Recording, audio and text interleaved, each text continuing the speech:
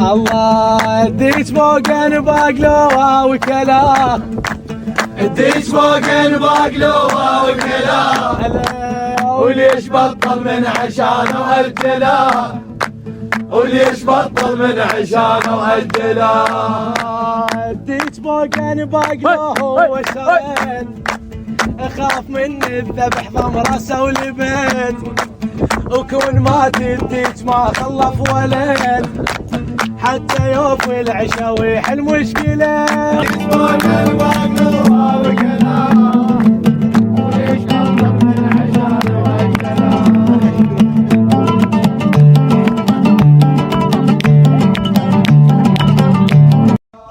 كثروا لي العلف راد ونذبيح، كثروا لي العلف راد ونذبيح، وانا فايدهم وعوع من الصبيح، حتى من نشر الشردة ما تصيح، يصدر القائل غضب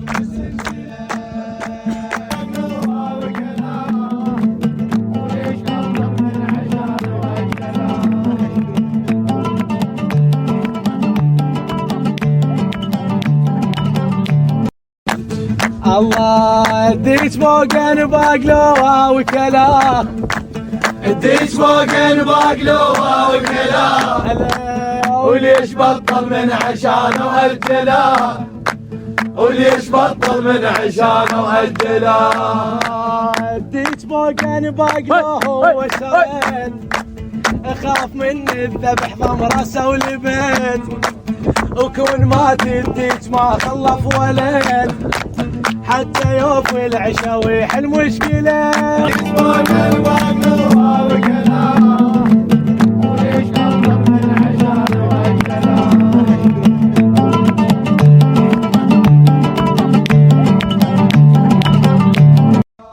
كثروا لي العلف راد ونذبيح، كثروا لي العلف راد ونذبيح، وانا فايدهم وعوع من الصبيح، حتى من نشر الشردة ما تصيح، يصدر القائل غضب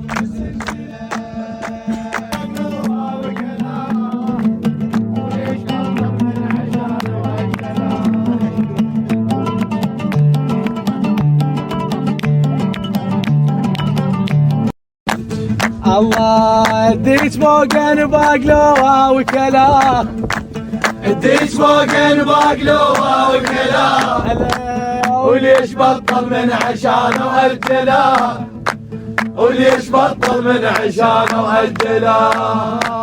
اديت فوقن باقلوها وسوين، اخاف من الذبح ضم راسه ولبن، وكون ما تديت ما خلف ولد، حتى يوفي العشا ويحل مشكله.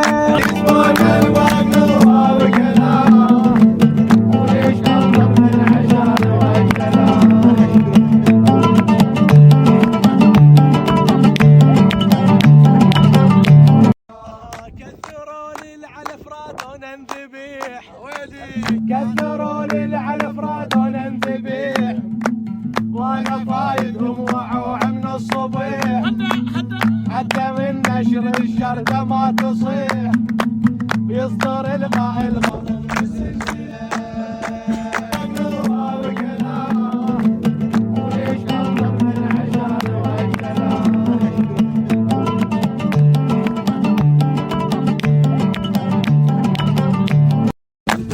الله اديت فوقن باقلوها وكلا، اديت فوقن باقلوها وكلا، وليش بطل من عشانه واجلا، وليش بطل من عشانه واجلا. اديت فوقن باقلوها وسوين، اخاف من الذبح ضم راسه ولبن، وكون ما تديت ما خلف ولد، حتى يوفي العشا ويحل مشكله.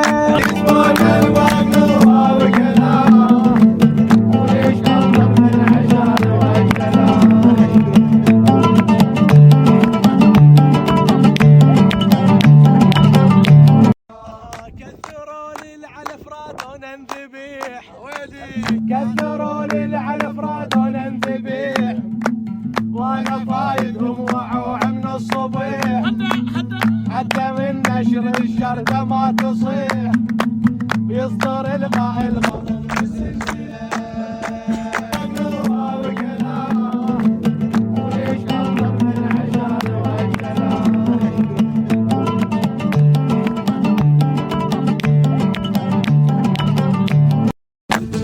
الله الديج بوقن باقلوها وكلا الديج بوقن باقلوها وكلا وليش بطل من عشانه أجلا وليش بطل من عشانه وأجلا الديج بوقن باقلوها وشرد اخاف من الذبح ضم راسه ولبيت وكون مات الديج ما خلف ولد حتى يوفي العشا ويحل مشكله.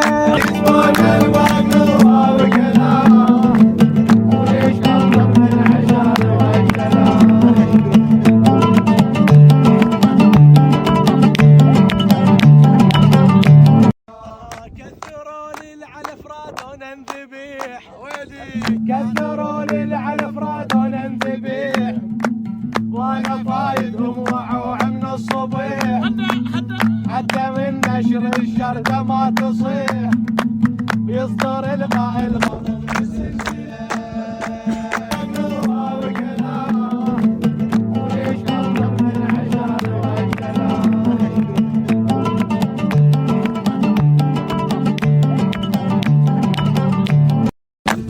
الله الديج بوقن باقلوها وكلا الديج بوقن باقلوها وكلا وليش بطل من عشانه وأجلا وليش بطل من عشانه وأجلا الديج بوقن باقلوها وشرد اخاف من الذبح ضم راسه ولبيت وكون مات الديج ما خلف ولد حتى يوفي العشا ويحل مشكله. السلام عليكم، صبحكم الله. اليوم راح نسولف قصة الديج. راح احكي لكم قصة حقيقية والله. راح احكي لكم. انت قوم من هذا باليمي ما تخليني احكي. انا الديج. طبعا قصة الديج السالفة وما بيها باختصار، راح اسولف لكم اياها سريعة. هذاك واحد عنده ديج خوش وعازم ولد عم، يعني هم اثنين ولد عم، واحد من عندهم عنده ديج. فهذا الديج ناظره يسوي ثواب لابو فاضل العباس، يعني ناظره غدد الولد عمه. قبل لا يجون ولد عمه بيوم العزيمه الديج ماكو، يدور على الديج ماكو، يا بوان الديج ماكو. اجوا ولد عمه انحرج من عندهم وهو عازمهم والديج ناظره. شو انطاهم يعني جاب لهم المقسوم الاكل اللي موجود في البيت. هم عاتبوا قال له يابا انت مو ناظر الديج وينه؟ قال لهم والله ما ادري بالديج. قالوا له شنو ما تدري الديج وين؟ انباق واو كلا قل لنا. قال لهم دقت السالفه الديج بوقن باق ولك بعدنا خلنا نكمل. فهم عاتبوا قالوا له الديج بوقن باق واو كلا ليش بطل من عشانه واجلاه؟ هو ايش قال لهم؟ فهو ايش قال لهم بالعزيمه؟ قال لهم حكي لكم بالعزيمه ما بطل، لكن هو الديج وافاه الاجل، يعني ما يدري بيه، يعني مات شرد واو كلام ما ادري. هم ايش قالوا له؟ قالوا له الديج ويحل مشكله حتى يوفي النذر والعشاء مالتنا ويحل المشكله. النوبه اجى الديج يحكي، طبعا هي من على هذا الاساس انكتبت القصيده. الديج يقول لهم يا جماعه لا تطولون العتب، واقف بعرف وعوعب هالعرب، كثروا لي العلف ناس محيله، يعني ذبوا له علف ناس محيله وباقوه.